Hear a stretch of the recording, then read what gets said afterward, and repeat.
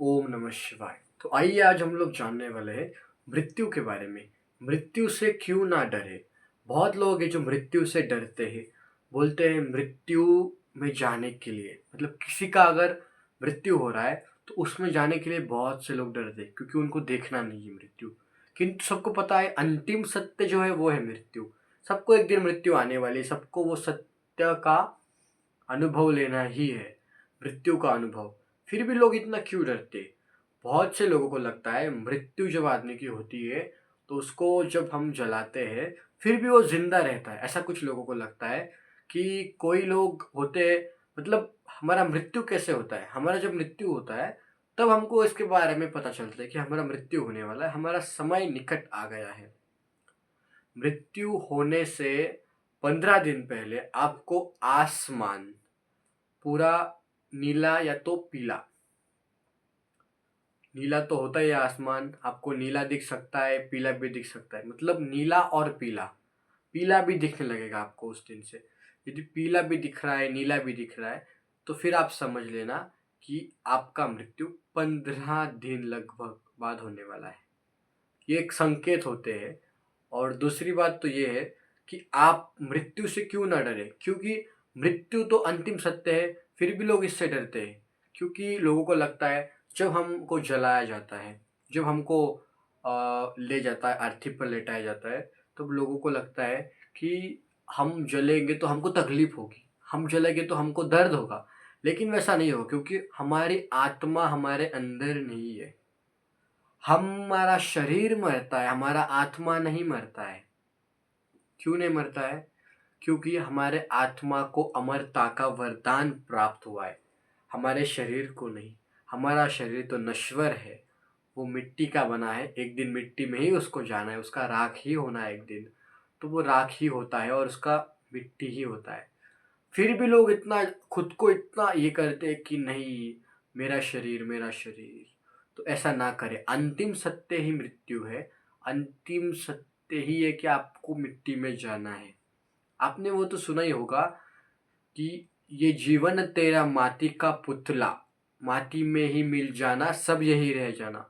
तो आपका जो एक पुतला है शरीर, वो भी तो मिट्टी का ही बना है। सिर्फ आपका जो आत्मा है, आपका जो सोल है, आपका जो सोल है ना, वो अमर है।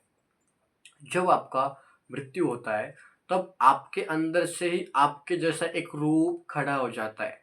और आपका जो दूसरा रूप होता है, आपको है ना, जो दूसरा आपका जो शरीर होता है, आप आपके शरीर को देखते हो खड़ा होके कि आपका शरीर पड़ा है और आप भी खड़े हो।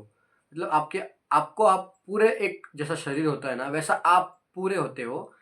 मतलब पूरा आपका शरीर ही दूसरा एक शरीर समझो, दूसरा एक शरीर वो आपका खड़ा होता है और आपका जो शरीर है नश्वर, उसको आप देखते हैं मिट्टी के शरीर को। आपका जो वो आपका स्पिरिट होता है, आत्मा होता है। लेकिन वो आप सबको देखते हो लेकिन आपको कोई देख नहीं पाता है।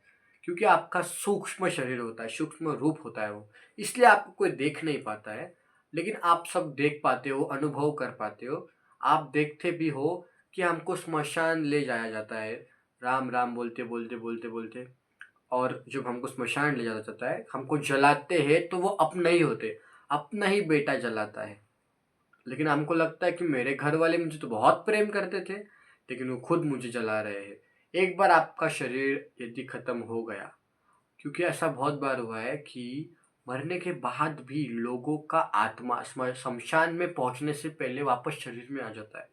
लोग वापस खड़े हो जाते हैं। लोग बोलते हैं, बहुत लोगों के साथ हुआ है जो मरने के बाद भी वापस अपने शरीर में आत्मा मतलब लाते हैं, वापस आ जाता है। तो ऐसा ना हो इसलिए शरीर को जला दिया जाता है 24 घंटे के अंदर, एक दिन के अंदर। और शरीर जब जलता है तब वो आपका आत्मा देखता है कि मेरे शरीर को जला रहे हैं। तब आत्मा को लगता है कि मेरा परिवार, मेरा पत्नी, मेरा घर, मेरे रिश्तेदार, ये लोग सब झूठे थे। इन सब ने मुझे जला दिया, ये सब मुझे जलाने के लिए यहाँ लेके आए। तब आपकी आत्मा को ऐसा लगता है और वो निकल जाती है।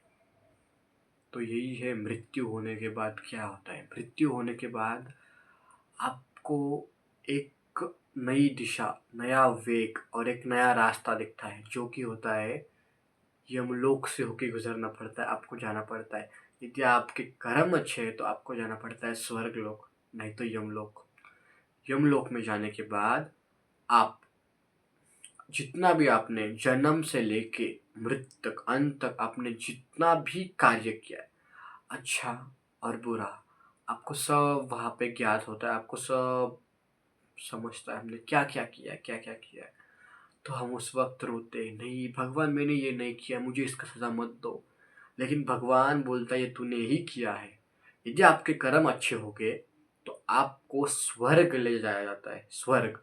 स्वर्ग में ना तो भूख लगती है, ना तो प्यास लगती है, ना तो कोई दुःख होता है, सिर्फ़ सुख होता है, सिर्फ़ सुख होता है। और वहाँ इच्छा से आपको जो चाहिए वो प्रकट होता है, वो होता है स्वर्ग। तो ये होता है मृत्यु होने के बाद, जब आपका मृत्यु होता है। तो मृत्यु से ना डरें और आप किसी के शादी में, विवाह में या फिर किसी के बर्थडे में भी आप जा नहीं रहे हो तो ठीक है, लेकिन आपको सबके मृत्यु में जाना चाहिए। जब आप किसी के मृत्यु में शमशान भूमि में जाते हो, तो आपका अहंकार वहाँ पर आपको समझ में आता है कि मैं कहाँ पर भी जाऊँ, आखिर में मुझे शमशान ही आना है। वो आपने सुना होगा कि लाख भटक लिया मोह माया के जाल में, आखिर में आना पड़ा शमशान में। तो वैसा है बिल्कुल। तो अंत सत्य ही मृत्यु है। हर हर महादेव।